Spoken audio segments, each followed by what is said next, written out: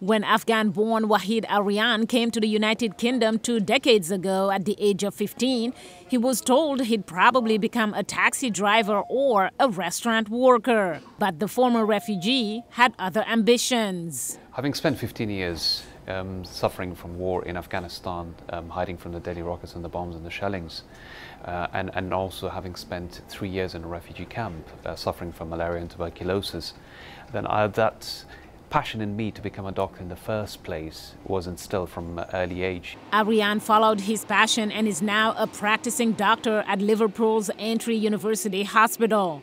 Using advances in video and web conferencing, Dr. Aryan established his own charity to use the same technology to help doctors and patients in his home country. Dr. Najib, can you hear me okay? Hello, doctor. Good evening.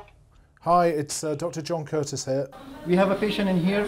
He's a 22-year-old man. He was unconscious about 2 hours. And then after he wake up, he is complaining from the generalized body pain. Using Skype or FaceTime, volunteer doctors are able to diagnose patients and advise local doctors in hard-to-reach areas such as war zones or low-income countries that have inadequate medical support. In a country where there isn't quite as much infrastructure or support or expertise, you can make a massive difference with just a short period of work.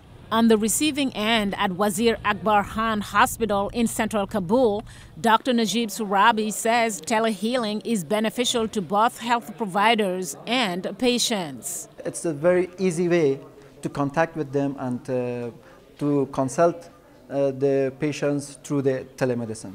For Mazaruddin, the father of a patient at the hospital, telemedicine works.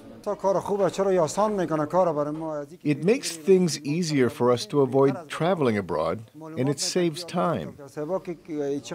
Aryan says the service is now used in almost all of Afghanistan's 14 intensive care units. It's also used in the war-torn Syrian city of Aleppo and is being extended into some parts of Africa to bridge the gap between doctors and patients, even in the most isolated and hard-to-reach places. Mariama Diallo, VOA News.